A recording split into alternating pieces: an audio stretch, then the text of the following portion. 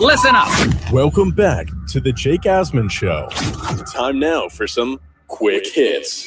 You gotta move quickly. There's no time. Move fast there, come on! And here we go on a Monday, July 5th edition of America's favorite sports talk radio segment. It is time for Quick Hits right here on the Jake Asman Show. A lot to cover here in Quick Hits, and we can't waste any time because we start by talking about one of the all-time great athletes at the height of his powers, doing what he does best. With 76, Nathan's Hot Dogs and Pie. A new world record. The number one ranked eater in the world, Joey Chestnut. Joey Chestnut sets a new world record, 76 hot dogs consumed in 10 minutes.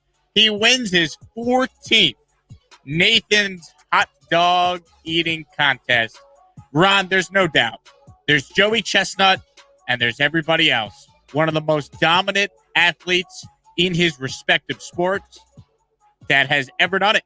You know, you could argue, at pound for pound, the most dominant athlete in the world is still Joey Chestnut. No, he's the GOAT. I mean, plain and simple. You don't really need to go into too many superlatives for him. He's the best at what he does. He's the best at his craft. And the best there ever will be. 14 titles now at Nathan's Hot Dog Eating. Put it to you this way, right? Yes, he set a world record. He was 26 ahead of the second place finisher by the time it was all said and done. My question is, you know, after when he sets the world record to, I mean, it's at 76 now, which is simply unimaginable to even try to get to. His record was 75, and then he broke his own record by chowing down 76. He's actually broken his own record like every year for the last 8 years, it feels like. No one could touch any of his records. At what point, you know, if the clock goes, hey, you have 3 minutes left, wouldn't you love to see him just stop eating, sit down, put his feet up, and actually enjoy a hot dog, knowing that no one's going to catch him anyways? Yeah, imagine he just stops. He's like, everyone, I'm going to enjoy this one. But he's too competitive. I mean, he doesn't just want to win. He wants to win in record-setting margins. He wants to annihilate. He's like Secretariat back in 1977. Mm-hmm. I mean, that's what we're talking about. Yeah, I mean, the only thing that would have been, the equivalent of Joey sitting back and just enjoying a hot dog would have been Secretariat finishing that race running backwards. Would you like the stats for Joey Chestnut here, the calorie stats? I don't know if I do, but you know what? For the sake of good radio, yes. Joey Chestnut, in his 76 hot dogs in 10 minutes, consumed 22,800 calories. Total fat, 1,368 calories. Carbohydrates, 1,824. Protein, 836. Chestnut has won 14 of the last 15 hot dog eating contests. And because Kobayashi has disappeared, there's really no rival that can challenge him anymore. There's no one. Even Kobayashi couldn't achieve what he was doing. No, Kobayashi kind of set the bar, and then Chestnut raised it to a level we've never seen an athlete raise it. Now, here's the question America wants to know. 10 minutes, Jake. How many can you throw down? Well, last year I said something that got me in some hot water here with many of the hosts on the network. 10 Including minutes. Joey. I remember talking to him about that. Yeah, you guys asked Joey Chestnut. He laughed. I mean, how many did I say last year I thought I could eat? I don't know. I think you said like 20 or something like. I mean, you gave out a big number. I think I said like 18 or 19 or something like that. Yeah. I mean, in 10 minutes, I feel like I could eat double-digit hot dogs, though.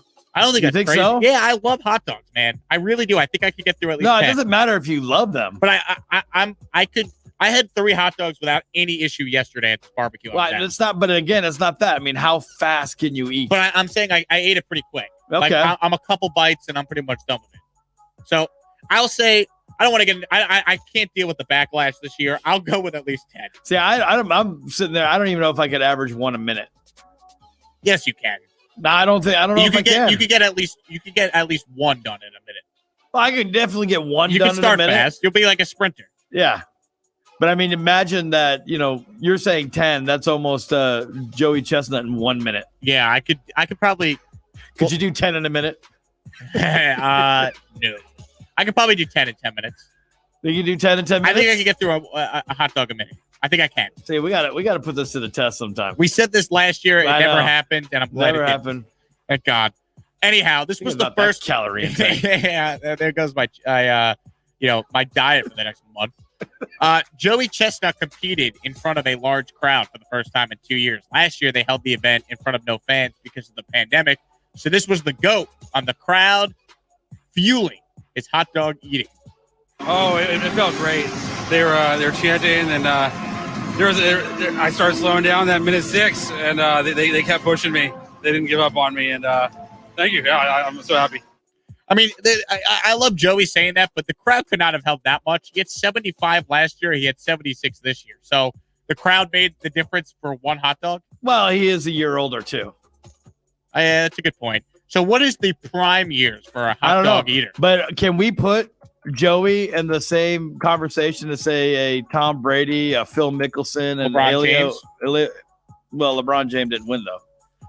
No, but he won last year. I'm talking about people who have won this year, because this kind of feels like the year of the olds. Yes. He's 37. Well, LeBron won at 36 last year. Okay, he won at 36. Can we put him in that conversation? This is the year of the olds. Yes, Chestnut is 37 years old. And look, he has shown no signs of slowing down. Most dominant athlete ever. You could argue it's Joey Chestnut. Yep. Incredible. The people that get upset when others call Joey Chestnut the GOAT, that's kind of why I do it. I feed off that energy. If you're offended that people talk about Joey Chestnut as a real athlete, that's on you, bro, as Bryce Harper would say. Hey, you got to listen to him talk about it. I mean, he goes through a lot of breathing exercises to train, because you have to modify your breathing rate in order to pound as much food as he does. Yeah, because you guys had a great interview with Chestnut on the morning show last week. If all of a sudden you take a deep breath, or you start to hold your breath, you're not really eating. You're not chewing anymore, because now you got to breathe. So he does a whole lot of breathing exercises to where he can get to the point that he gets. And he says, his training regimen has kind of changed as he's got a little bit older too. He used to train every 4 days. Now he's training every 7. He's on the TB12 method now. Yeah. Him and Brady. Man, Justin Mader writes it on Facebook. When you double Tom Brady in championships, he's got more rings than Bill Russell. Yes. Margaret Court, Rafael Nadal. I mean, he has rings for fingers and, 1 foot. And toes. And toes, my goodness. 14. At Brother Bear just tweeted me, Rod. Preference, Chicago hot dog or Texas style with brisket? Man, I don't want to disparage the Chicago hot dog, but I can't knock Texas. I'm going with the Texas style. But we're doing a hot dog with brisket on top of it? Yeah, Texas style. That sounds barbecue delicious. sauce? Yeah, that sounds delicious. Yeah, I'm taking Texas barbecue. I have to over get some hot dogs now. After the show? Maybe. After the show, little hot dogs on July 5th. Appreciate you tweeting it, Brother Bear. Good question. Ron and I are both going with the Texas style with the brisket. And the main reason why, too, is I don't know what the jury is out for me on that Chicago relish, that ultra bright neon green relish that just doesn't look natural. All right, on your hot dog, ketchup or mustard? Mustard. See, I go ketchup, and I get a lot of hate for that, but I'm not ashamed of it. I don't dislike mustard. I've just always been a ketchup guy. No, ketchup's good, too. Look, but people are like, oh, you're from New York, and you don't put mustard on your hot dog? I prefer really mustard. Good. Ketchup's really good. No, it is. I prefer mustard. I like the ketchup sometimes is a little too sweet. Mustard has grown on me as a taste, by the way. Like, I used to not like mustard. I used to love honey mustard. Now I actually have respect for mustard. Yeah. It has grown on me. It was the end of an era Saturday night when Marv Albert broadcasted his last ever NBA game. Marv, of course, announced he would be retiring following the conclusion of the Eastern Conference Finals between the Bucks and the Atlanta Hawks. And this was the legendary Marv Albert signing off for the final time. Reggie, with tonight's game winding down, I'm thinking, well, this is it. Our last broadcast, and all that's going through my mind is I have been so fortunate to be doing this. Nice photo here. For 55 years, doing what I love, having a front row seat to so many of the iconic moments in sports history. And Ernie, as I said to you a couple of weeks back, I wish I were starting all over again. It has been such a joy. So for the last time, thanks so much for watching. I'm Marv Albert saying thank you and good night. Thank you and good night. So the legend himself signs off. Marv Albert called his first NBA game on January 27th, 1963. Bob Cousy played in that game. It was that long ago, to put it in perspective. So he's 80 years old. He still sounds great. Obviously, he has announced his retirement, so we all got to celebrate Marv during the final playoff run. It was cool that he got to call a Knicks playoff game when they played the Hawks on TNT. The Nets did something nice for him during the Nets-Bucks series. They honored him, on the Jumbotron. If you watched NBA, inside the NBA, Shaq, Ernie, Barkley, they all had great things to say. And it's bittersweet. I'll certainly miss Marv. To so many broadcasters, he was the voice of basketball for them. I mean, he really was the soundtrack to the NBA. If you think of the 90s and the Michael Jordan dynasty with the Bulls, he was the voice of all those games. So one of the all-time great careers in any, career, any job, any industry is what Marv Albert did for broadcasting. He called championships for all major sports, all four. He obviously started as the voice of the Knicks and the Rangers on radio, and he's synonymous now, of course, with basketball. First ballot Hall of Famer already in, and he's going to be missed. See, the first thought that goes through my mind is you kind of take it for granted that he was just always going to be there calling games, that you didn't really pay, you would listen to him, but you don't pay too much attention because it's just a familiar NBA voice. And then when it's all said and done, you're like, oh man, I should have really dialed in a little bit more to what he was saying instead of the game watching. I mean, he's one of the greatest of all times. I do wish though he ended it with one, maybe a yes or, one of his signature phrases. So that's where we're going next. Marvisms. What's your favorite? Now, the first one everyone brings up is yes. Yeah. From downtown. I love that one. Goes glass. Feeling it. Showing signs. Rejected. With the step. And then when he says, garbage time. I think yes and rejected. Those are the two that you can hear it in your head. Those are some of my favorite Marvisms. Yeah. Yes. That's Marv Albert for you. The GOAT. He signs off for the last time. So congrats to Marv on an incredible, incredible career. Let's talk about the Shikari Richardson situation. So if you missed it, obviously she's one of the fastest women in the world. She was expected to compete in the Olympics in Tokyo coming up in just a few weeks. However, after she won the qualifier for the race she was competing in, I believe it was the 100 meters in the Olympics, she tested positive for marijuana. So she has been suspended for a month because of the positive test. And we'll get to the backlash following her suspension in a moment. But this was Sha'Carri Richardson on Friday. She was on the Today Show, and this is what she had to say about her positive test. Honestly, I want to take responsibility for my actions. I know what I did. I know what I'm supposed to do. I'm allowed not to do, and I still made that decision. But not making an excuse or looking for any empathy in my case, but just, however, being in that position of my life, finding out something like that, something that I would say is probably one of the biggest things that have impacted me positively and negatively in my life when it comes to dealing with the relationship I have with my mother. So that definitely was a very heavy topic on me. So Shikari Richardson says that she smoked marijuana because she was trying to grieve with the pain from losing her biological mother who passed away. I believe either right before she ran the race or right after she ran the race to qualify. Let me say this. I feel for her.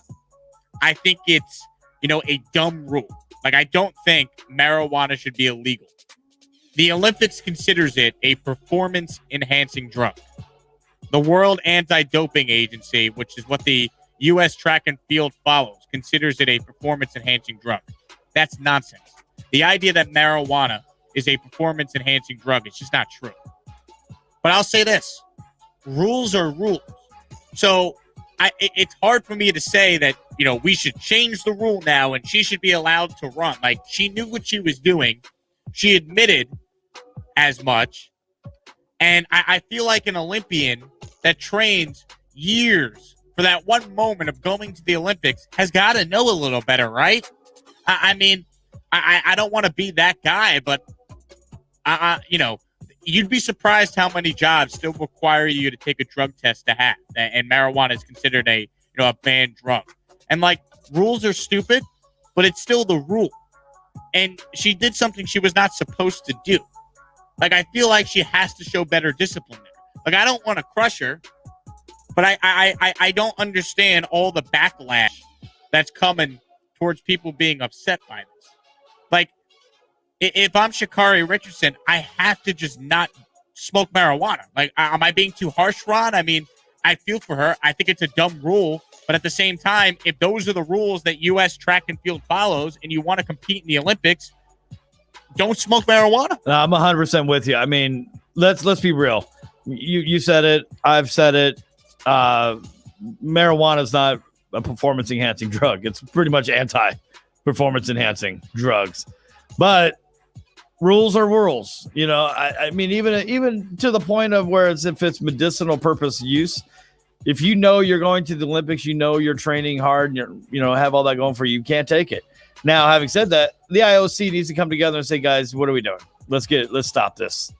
And, because you can get there and you can get bombed off of wine, bombed off of beers, and, have all the same feelings as you would smoking a joint. And that's perfectly acceptable. And so that's where they need to change it up. But, rules are rules. And I feel bad for her, but yeah, you got to know better. I don't understand people being this outraged over it. It's a dumb rule, but it's the rule. There are plenty of jobs where rules are dumb, but you have to follow them. She's an Olympian. She should know better. I feel for her. It's terrible what happened to her mom, but at the same time, she's admitted that she knew what she was doing. So ultimately, it's her responsibility. So sorry. I don't know if that it's the right take or the wrong take. That's just how I feel about it.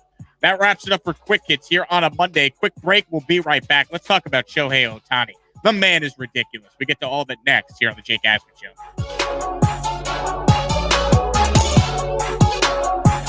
The Dave Smith Show. The great Jim Lampley joining Dave Smith here. You said Mike Tyson was